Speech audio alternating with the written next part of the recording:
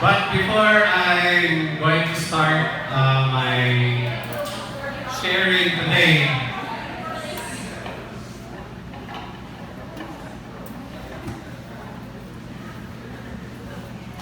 I will start na lang. Okay, so before I will start my sharing today, I think you know the song This Old Hammer? No? You know that one? This old hammer is shining like a silver. This old hammer is shining like gold. Okay, so I want all the female to sing the song. This old hammer is shining like a silver, and this old hammer is shining like gold. While the male are going to chant this old hammer, this old hammer. Okay, I want to hear all the males to sing this old hammer from the top going to the bottom. Go! This old hammer, this old hammer, This old hammer, this old hammer. Okay, all the females, teachers, please. This old hammer. Okay, everyone? this old hammer. Shine like a silver. This old hammer is shining like gold. Okay, all the male. 1, 2, 3, go. This old hammer. This old hammer. This old hammer. This old hammer.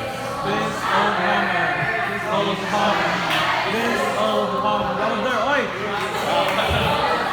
This, Shining like a silver. this old hammer, this old hammer. Okay, so, but I think, no, why this old hammer? Why hammer? Why it's silver and gold? But it is not connected to the story that I'm going to give you.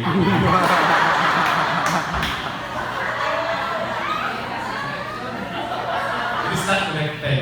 But anyway, the hammer symbolizes the proletariat, the people, the ordinary people, not the communists, the peasants, and others. It symbolizes. But I'm going to share you the story about the Boulder and the Boulder. And I think you know the story all about. Okay? So, well, if you don't, so better listen to this story. The Boulder and the Gold. There once was a king who decided to do a little experiment. He had a giant boulder put right in the middle of the street. He then hid near the boulder to see who, if anyone, would try to move it out of the way. First, some wealthy merchant walked by. They walked around the boulder, complaining that the king hasn't been maintaining the roads very well. Next, a peasant walked by, heading home with his arms full of food for his family. When he noticed the boulder, he put his groceries down and attempted to move it out of everyone's way. It took him a while to move, but he eventually succeeded. After the peasant gathered up his groceries to carry on home, he noticed a bag lying in the middle of the road, just where the boulder once was. He opened the bag to find it was stuffed full of gold coins, along with a letter from the king saying that the bag's gold was a reward for the peasant to keep. The king gave this gift because the peasant had taken the time and energy to move the boulder out of the road for the convenience of others who would be traveling in the road in the future. How about you, my dear friends? Are you the merchant or the peasant? Are we the merchant? We're just looking at the boulder and afterwards we'll just go at the side, going to our way, or the peasant who is going to get that boulder out of that road in order for people to be freely passed in that certain road. So will the story tell us two things. First, It shows how we face the challenges along our life. And second is our sense of personal responsibility. We talk about personal responsibility. It is one of the values I've always done school, stewardship. If you look at the merchant, that man who walks away from the boulder, he looks for another way and just passes through. While the peasant took time to stop, put down his groceries, and remove the boulder out of the way where everyone passes. Sometimes in our life, we fail to face our own challenges because we don't like to spend our energy to struggle. There are some also who are willing to take time in facing challenges, who bravely face struggles and never back down. We should never back down, just like the movie in Netflix, The Hustle. Have you watched The Hustle? Let's say the new movie now in Netflix. I watched it yesterday. When I watched it yesterday, I write some of that is we should never back down. No. So the peasant also shows personal responsibility.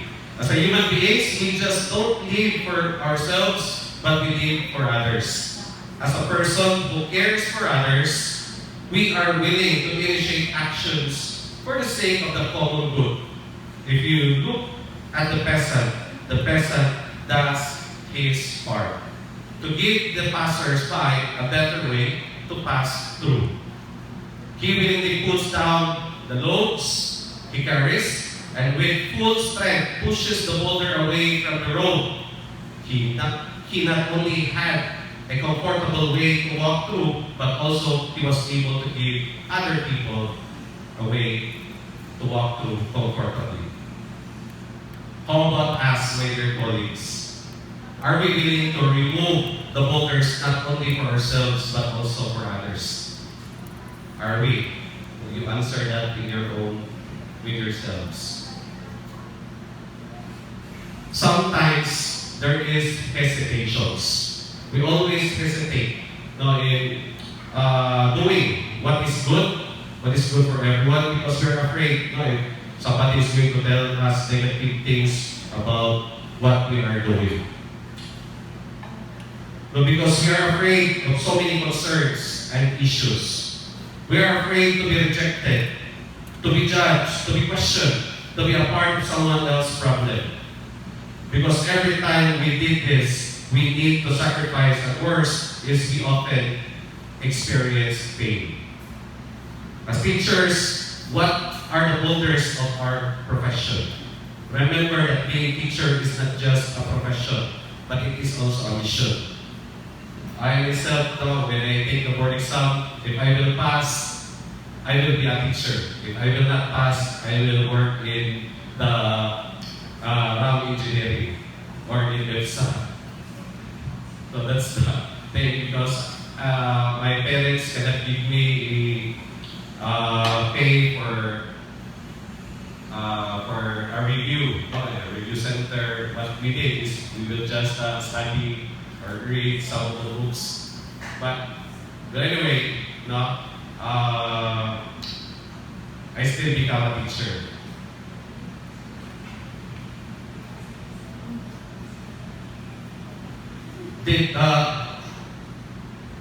Did we not murmur about paperworks, grades, computations, or did we not just leave our students when they seem to be hard and difficult to handle?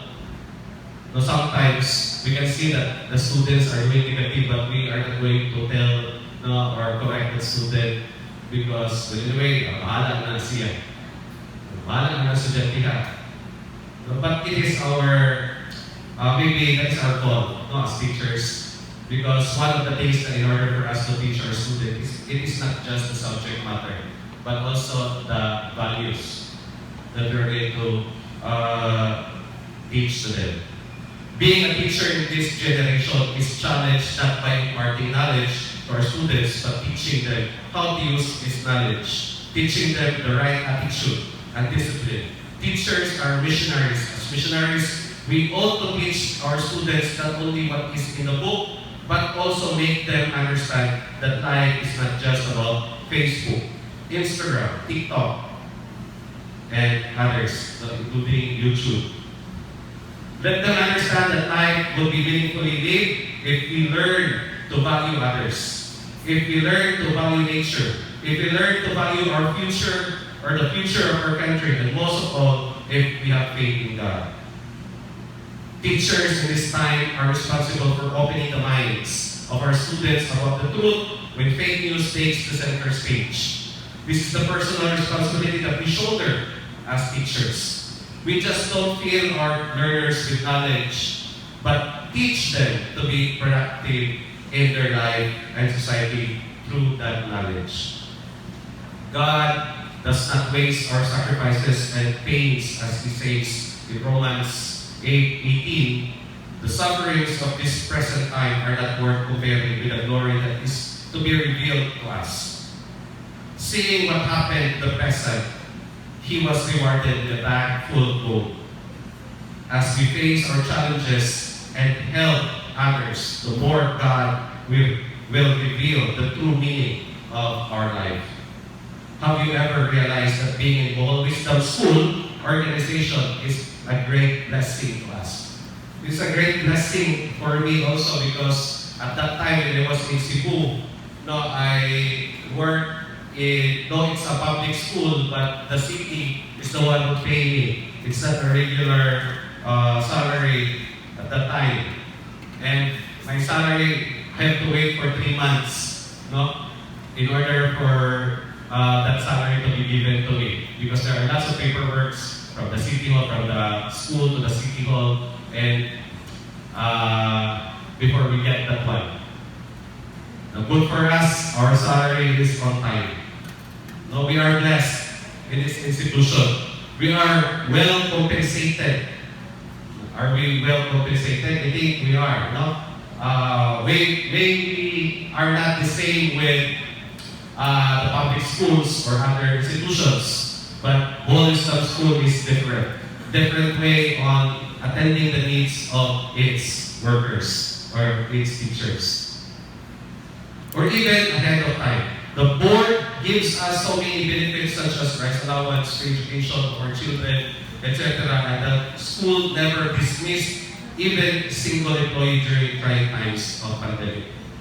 Not everyone has this kind of opportunity, yet here we are enjoying these benefits. Never forget that God has blessed us. When we feel that life has turned upside down, always remember that before we became who we are right now, we are the sons of God. Before we became successful, we are the sons of God. Daughters of God. Sons and daughters of God. Before we drown in debt, we are sons and daughters of God. Before we became His servant, we are His sons and daughters. Our word to God